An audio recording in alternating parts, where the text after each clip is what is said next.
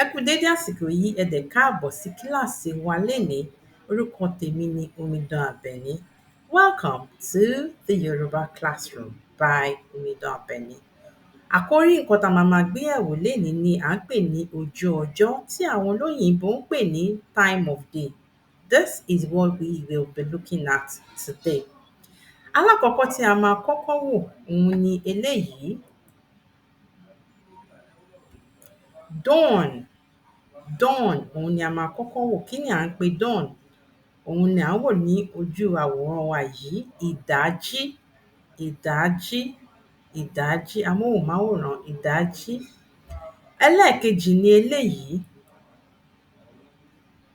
Morning tí à ń pè ní òwúrọ̀, òwúrọ̀, òwúrọ̀. Lẹ́yìn èyí ni ó kan afternoon, afternoon tí à ń pè ní ọ̀sán, ọ̀sán, ọ̀sán. Lẹ́yìn èyí ló wá kan dusk tí à ń pè ní ìyálẹ̀ta, ìyálẹ̀ta, ìyálẹ̀ta. Lẹ́yìn èyí ló wá kan evening, evening tí a mọ̀ sí ìrọ̀lẹ́, ìrọ̀lẹ́, ìrọ̀lẹ́. Àwọn míì á dẹ̀ máa pè ní ọjọ́rọ̀, ọjọ́rọ̀.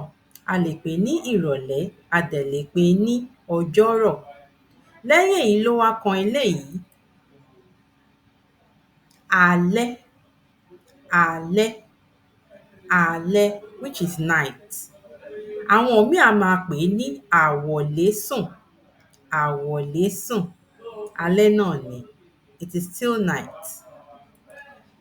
Let's look at our practice. Kí ni morning? Tẹ́ ẹ bá rántí, kí là ń pè? What is dusk in Yoruba? Tẹ́ ẹ bá rántí, kí là ń pè dusk ní èdè Yorùbá? What else can we call night yàtọ̀ sí alẹ́? A ṣẹ̀ sọ́ tán ni tẹ́ ẹ bá rántí. Ẹ káre. Iṣẹ́ àmúrelé wa lénìí òun ni báwo ni a ṣe ń kí aláboyún. Eléyìí jẹ́ àṣesílẹ̀ fún kíláàsì tí ó ń bọ̀ lọ́nà. Báwo ni a ṣe ń kí aláboyún? Òun ni iṣẹ́ àmúrelé wa lénìí. Ẹ má wulẹ̀ kọ sí comment section o. Tó bá di kíláàsì tó ń bọ̀, a máa yànnàná ẹ̀. Ẹ ṣé o. Ẹ ṣé tí ẹ wá sí kíláàsì lénìí and I will see you in the next class. Ó dàbọ̀.